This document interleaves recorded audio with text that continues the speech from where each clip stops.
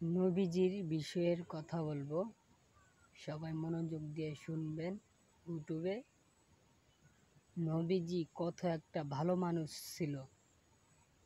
নবীজির মতো ভালো মানুষ এই দুনিয়াতে পাওয়া যাবে না। আলেমওয়ালা করে গালি দেয়, এই আলেমওয়ালা করে বলে গালি দেয়, টুপির মধ্যে বলে শয়তান আছে।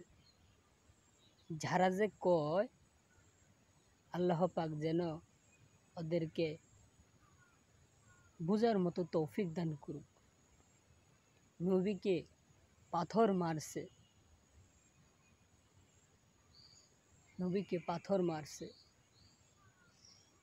আবু বক্কর সামনে যায় দাঁড়ায় থাকে, আবু বক্করের গায়ের মধ্যে তীর, খালি তীর মারতেছে। নবী যে এত ভালো মানুষ ছিল, বলার মতো কোনো ভাষা পাইতাছি না। আর যাই হোক, আমরা যুবক মানুষ, তাদেরও আমি বলি, অনুরোধ করি, বলি নবীজিকে গালি যেন না দেয়। গালি দিলে আল্লাহ পাক সইবে না, আমরাও সইব না। আল্লাহ পাক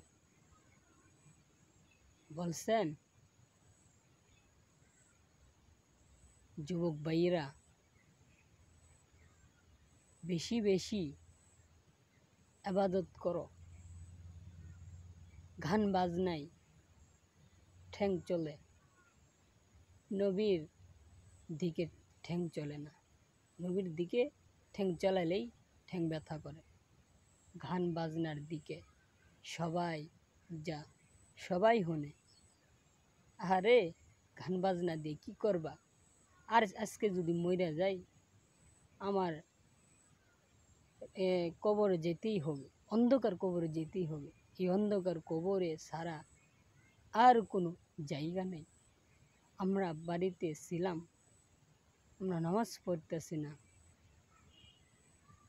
কোন কোন জায়গায় পাপ করতেছি, গুনাহ করতেছি, কি চুরি করতেছি, সবই আল্লাহ পাক দেখতেছে। যাই হোক, এই যুবক ভাইরা সবাই 5 ওয়াক্ত নামাজ পড়বেন, ইনশাআল্লাহ নামাজ পড়বেন, আর মা বাবার দিকে নজর দিবেন। আমি এই পর্যন্ত শেষ করতেছি। সবাই দোয়া করবেন, আমাকে সাপোর্ট করবেন। আপনাদেরকেও আমি আপনাদের আইডিতে যাইয়া সাবস্ক্রাইব করে দিব, লাইক করে দিব, কমেন্ট করব। আমাকেও সাপোর্ট করবেন, ভালোবাসবেন। ধন্যবাদ। আসসালামু আলাইকুম ওয়া রাহমাতুল্লাহি ওয়া বারাকাতুহু।